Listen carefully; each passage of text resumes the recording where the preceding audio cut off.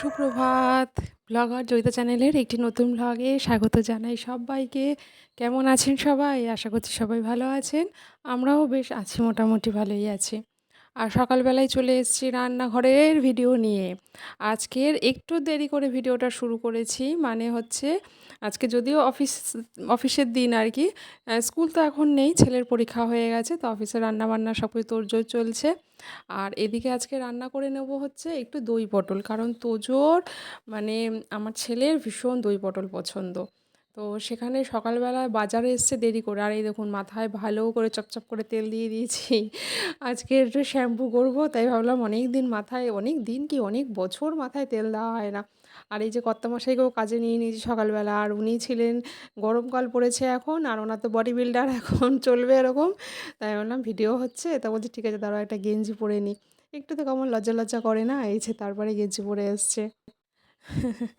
তো বাড়ি ছোট হোক আর বড় হোক, যেমনই হোক, দেখবেন কেমন যেন না মাঝে মাঝে না একটা ভয় ভয় লাগে। কেমন যেন গাটা একটু ছমছম করে ওঠে, কেমন যেন একটা একা একা লাগে। কেমন যেন একটা আলাদা একটা ফিলিংস হয়, এটা কিন্তু হয়। আগে না হতো না আমার, এখন এই মাঝে মাঝে একটু এরকম হয়। তো কেন হয় কী হয় জানি না, এই নিয়ে পরে একটা আলোচনা করব। কিন্তু অনেক সময় কাছের কেউ মারা গেলে বা এরকম কোনো ঘটনা শুনলে অনেক সময় হয়। তো যাই হোক, সেটা যার যার বাড়ির একটা বাস্তু ব্যাপারও থাকে। আবার অনেক বাড়ির সব কিছুই ভালো আছে, হয়তো সেরকম কোনো সমস্যা নেই। এবারে ক্ষুদ্র কিছু ব্যাপার, সে ব্যাপার আলাদা। কিন্তু তবুও যেন এরকম মাঝে মাঝে একটু মনে হয়, আবার সেগুলো সময়ের সাথে সাথে হয়তো ঠিক হয়েও যায়। কিন্তু এই মনে হওয়াটাকেই আমাদের হয়তো একটু ঠিক করতে হবে। তো যাই হোক, তো এদিকে আমার শাশুড়ি মার সাথে আমি একটুখানি গল্প করছিলাম, আর এই যে বাপ ছেলে মিলে কিছু গানের প্র্যাকটিস চলছে।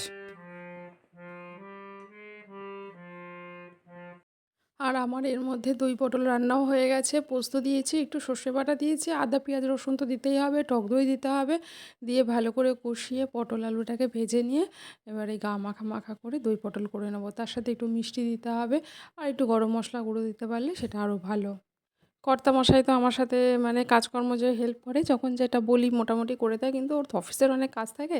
তখন বলে কি যে আমি বাইরের কাজও করব, ঘরের কাজও করবো। আরে বাইরের কাজ করতে গেলে মাথার যে পরিমাণ পরিশ্রম দিতে হয়, তাতে ঘরের কাজ করতে গেলে অনেক বেশি পরিশ্রম দিতে হয়, তাই কি না বন্ধুরা, বলো তোমরা?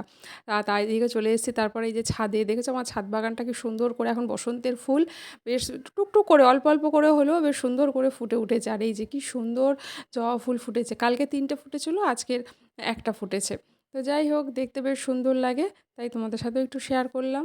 তারপরে চলে এসেছি বারান্দায়, কারণ সকালবেলা না ফুলগুলো তুলে বারান্দাতেই রেখে দিয়েছি। এই দেখো কী অবস্থা, মানে একদম তুলতে ভুলে গেছি। তারপরে স্নান টান করে যখন পুজো দেওয়ার সময় হয়েছিল, তখন এগুলো মনে পড়লো। তো এসে তারপরে এই ফুলগুলো সব নিয়ে নিলাম। আর একদম ভোর সকালে গিয়ে ফুলগুলো তুলেছিলাম, আর তখন এই সাজিটা নিয়ে যাইনি, তো ভুলে গেছি। আর এই রান্নাঘরে, এই সরি, ঠাকুর ঘরে এসে ফুলগুলো রেখে দিলাম। এরপরে মানে পুজোটার ব্যবস্থা করে আর সব বাসনপত্র মেজে নিয়েছি। এই দেখো, বৃহস্পতিবার আমাদের সব এ টু জেড সব বাসন মাজা হয়। আমার যে কাজের দিদি হেল্পার আছেন, উনিই মেজে দেন, আবার আমিও তারপরে মেজে নিই আর কি। আর এদিকে স্নান টান সেরে নিয়েছি, মাথায় ভালো করে শ্যাম্পু করেছি, বললাম তো মাথায় তেল দিয়েছি। আর শ্যাম্পু করার আগে একটু মাথায় তেল দিয়ে নিলে না চুলটা বেশ ভালো সিল্কি হয়, আর তো তেলটা বসে মানে আমাদের ভেতরে তো দরকার না চুলের গোড়াতে, সেই তেলটা ভালো মতনভাবে সেখানে হয়। আর এই যে এই কাফতানটা পরেছি, এটা একটা নতুনই, বৃহস্পতিবার তো একটু হলুদ পরতে হয় আজকের, তাই এই কাফতানটা পরেছি। আর আমি যে সকালবেলা সূর্য প্রণাম করি, সেটা হচ্ছে ওম জবা কুসুম কাশ্যপেয়ং মহাদ্যুতিম ধান্তারিং সার্ব পাপিঘ্ন প্রাণতহস্মি দিবাকারম। তারপর আছে ওম আদিত্যায় নম, ওম আদিত্যায় নম, ওম আদিত্যায় নম। এটা 3বারের জায়গায় 7বারও বলা যায়, এভাবেই আমি প্রণাম মন্ত্র করি। স্নান টান সেরে পুজো টুজো সব করে নিয়েছি, সব হয়ে রয়ে গেছে। আর আজকে তো বৃহস্পতিবার, আজকে পুজো করতে একটু সময় লাগে। তো যে কথাটা একটা বলছিলাম যে জামা কাপড়গুলো এখানে রয়েছে, গোছগাছ করে একটু তোলা হয়নি, মানে গুছিয়ে গুছিয়ে এখানে শুধু রেখে দিয়েছি।